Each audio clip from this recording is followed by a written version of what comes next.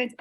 Hi, my name is Michele Munson, and I have been involved with invention and teaching invention to students and teachers for since the early 1980s, 1982.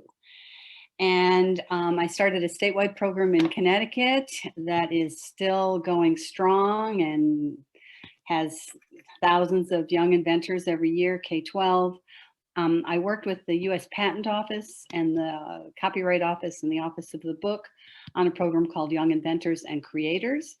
And that program was for high schoolers and first-year college students who created inventions in 8 areas of invention and 8 areas of copyright creation. And they would be submitted by their schools or by themselves, and those would be judged by practicing professionals from across the country. I would connect with just poets and authors and photographers and adult inventors and all kinds of folks from everywhere. And they would analyze and evaluate all of the inventions and select winners in each category.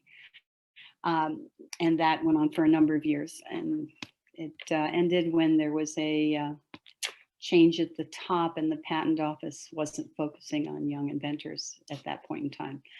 I also worked with a group called the National Inventive Thinking Association, and we wrote a couple of books and a couple of programs. Again, this was back before fax machines and before the internet. And we, again, put all of our efforts together, folks from across the country, a lot like you're doing, Julie and Jake. And we created supports for teaching invention, innovation, and creativity and inventiveness in general. So one of the programs that I started in relation with some of these people that I worked with was a program called Innovations Across Generations. And this program came about for many reasons. Our goals were, again, to teach invention, inventive thinking, innovation, and also to teach people how to help kids and teach them how to teach that. And also to have students work with practicing professionals. And then we added another element where it was, we had retired inventors, current inventors, students, and then myself and the classroom teacher who would be working with this group. We brought this group together, again, because a lot of older people, retired people, were uncomfortable with young people. They don't understand them, they fear them, they really didn't have any sense of who they were and what they were capable of. And so what the program did, and was also to help the current people working for these companies to appreciate what had gone on before and to help bring, new life into what they were doing. We worked with General Electric in Connecticut, and they have a big I'm not sure if it's still there, a big plant in Plainfield, Connecticut. And we interacted with a group called the Elfins, which was one of their outreach programs, and worked together with them to send out information about the program to current people in the corporation and to their retired group. And then when they agreed, then I reached out to the school and found a particular middle school and some teachers there who were interested in participating. And so we set up this program to last a specific amount of time. And the school graciously gave up time for the teachers to have release time to work with me and the inventors. And we set it up for 8 weeks, about an hour and a half, 2 hours each time, and would go through the invention process, problem finding and solution finding and all the steps involved. And it was phenomenally well received by the students and their families. This was a sort of a average school, not a high functioning, fancy elite school. There were a lot of kids from across the whole community there. And they really latched on to participating. And so we had teams made up of the retired inventors, the current inventors, and the students. And we had, I think, 5 teams. And what they did was visit the plant. They talked about how the process went at the plant, and then they just got to talking about, okay, what was a current issue that they felt they could solve. And they came up with a variety of different inventions, mostly having to do with ways to support things around the home.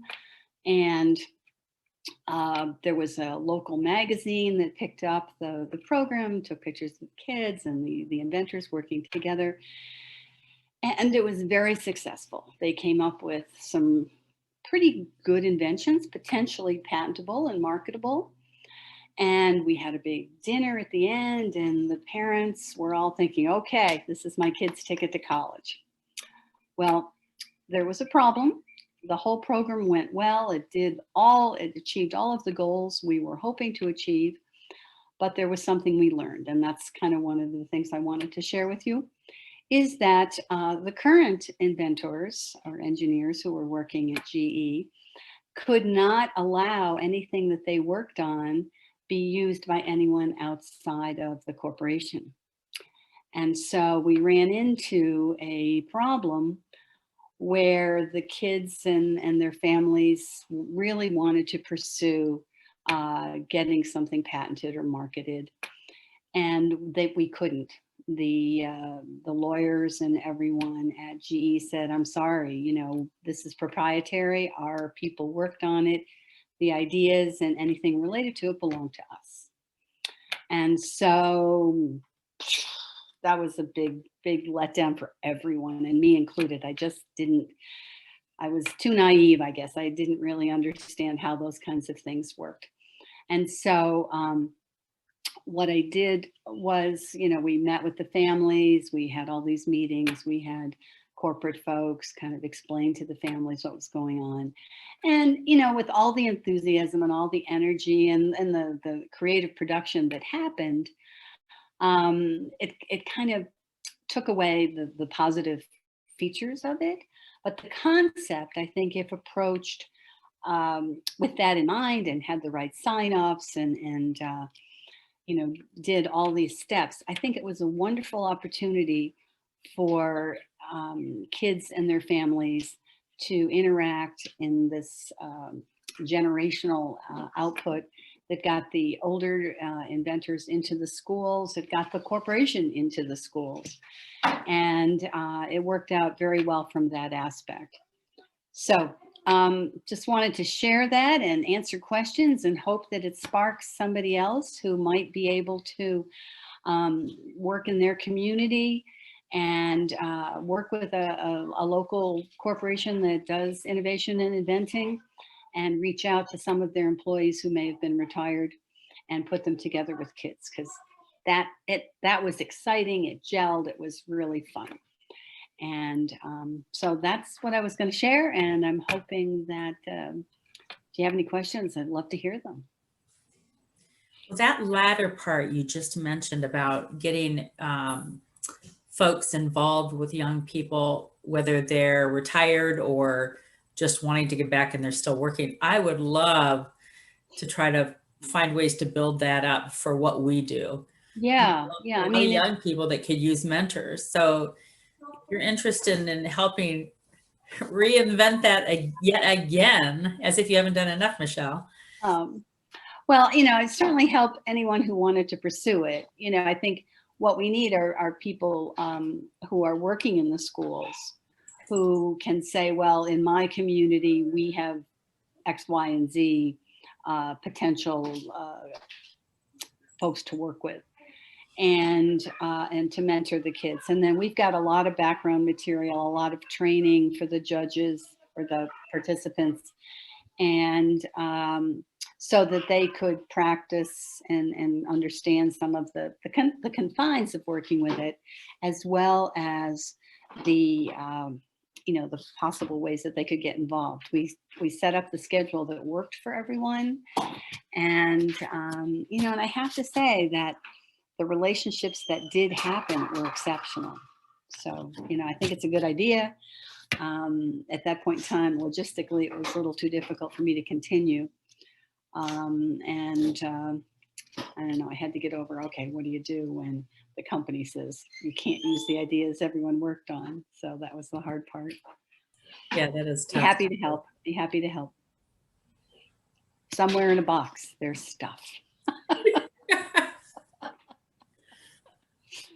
So, any other questions? You have such a breadth of work that you've done. I'm kind of curious as to your thoughts. I mean, I know just from being involved in the Ohio Invention Convention for many years with Sherilyn, and I wasn't as involved as I was near the end at the beginning, but I still was an observer. And I know that there wasn't much else out there in the way of STEM for kids, and certainly not for girls, or it wasn't looked at that way. And so Invention Convention was kind of one of those things that was like one of the first things out there. Robotics was starting to kick up a little bit. And I don't remember Legos being a big thing back then. They were a toy back then. I don't remember it being much more than a toy back then. So I'm curious as to whether you, and maybe this is a Sherilyn question too, because you guys have such a similar background. I'm curious as, do you feel like, finally they listen to us, or do you feel like, I've been telling you this all along? I mean, what do you feel like the difference between when you started and now? Oh, well, I'm excited. I mean, the early adopters were with us. They latched on and they took the program and they ran with it. And then, a lot of us just got involved in doing other things and got older and were not involved.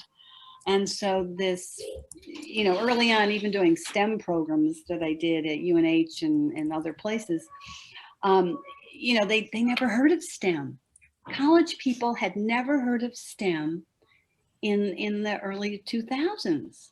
I mean, they really hadn't.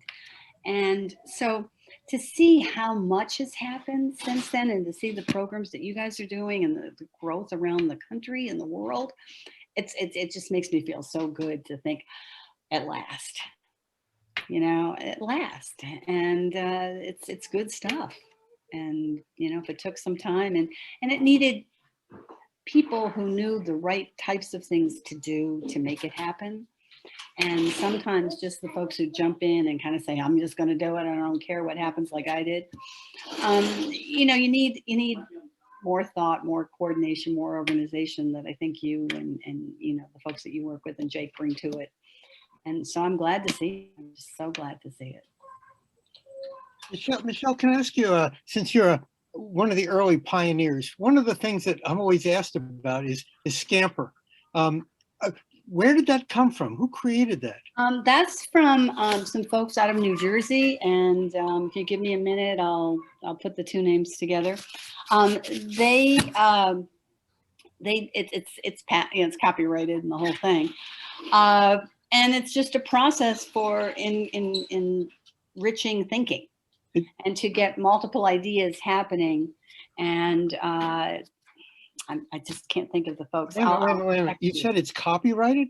It is Scamper. It's people have been stealing. Oh, I know. I mean, it's in the lexicon now. I mean, when it first came out, it was a novel idea. It was different, and they just put it out there, and it's been certainly adapted, and changed for. I mean, that was almost 40 some years ago, Drake.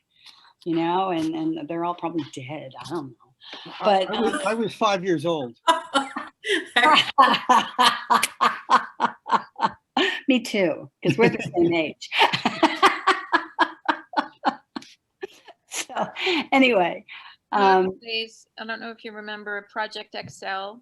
Yes, It's that type of thing. In those Yeah. days, those were the Trailblazer days, and Scamper and Project Excel and all those things. And God bless them that it's now in the common vernacular. right. It was new and innovative and copyrightable, and Right. all of that. And, you know, we worked with the folks who did the original Olympics of the Mind, you know, back at the, you know, those guys from New Jersey. And, you know, they just did it, you know, and everything. We were so into sharing because the ideas and what we wanted as an outcome were so important. You know, it didn't matter which, you know, and then we all get into teaching about patents and all that stuff and realize how much things matter to various people. But the whole process was, let's just get people involved and help them do it. I kind of characterize our day as like the original open sourcers. Maybe. Kind of. Yeah, just pick the ideas up. Putting it up on the web, but in the day, you just wanted to share and get people in the boat, and it was more like a human open source. Right, right. Were you ever, did you ever interact with any folks from the National Inventive Thinking Association? Oh, yeah. So that's the group that I worked with. Yep. And you know, we were out there just working with everyone. And the patent office at that point in time was really into helping. And, you know, it was a different set of people, though. It was. And there was a different level of attention paid to, sad to say, but litigation. Right. It has shut in many reasons for that, you know, cause, but that's right. I'll agree with you also when Julie asked, how does it feel, you know, when people are doing what we were doing or whatever, it feels both. It feels like, but it also feels like, thank goodness, because when you build something and you care about it and you leave for whatever reason, you know, it's just, you're glad because actually you're kind of shocked sometimes oh my gosh, young people think this is cool. Who knew? Yeah. You know, instead of having to, you know, really force feed it. Yeah. And the things that kids would come up with were just phenomenal. I mean, just phenomenal. As you know, I mean, it's amazing. And at the Young Inventors Program, the older kids, because there wasn't a lot for older kids then. And it just gave me hope for the future. You know, it was just wonderful to see the things that they came out with. And those kids are now 40 and 50. Pardon? Those kids are now in their 40s. I know. You know, that's okay. That's a good thing. Yeah, and hopefully they're working with their kids. And you know, when you talk to the judges who've been involved in these programs, and they always say, oh, I wish there was something like this when I was a young person. And, you know, they just are into it. And I think a lot of people who were judges for us early on in the Invention Convention, you know, they went back to their home schools and got their communities involved. So that was good. Well, Michele, thank you so much for your time this evening. All right. Oh, that's right. Afternoon, depending on what part of the world. Yes. And I'll see you all later, I guess. I think you're on. Are you hosting sometime? Oh, you're hosting with me tonight. Yeah. Yay. All right. Well, we'll see you in a few hours then. Okay. Thanks so much. I'll be back. All right. Take care. Thank you.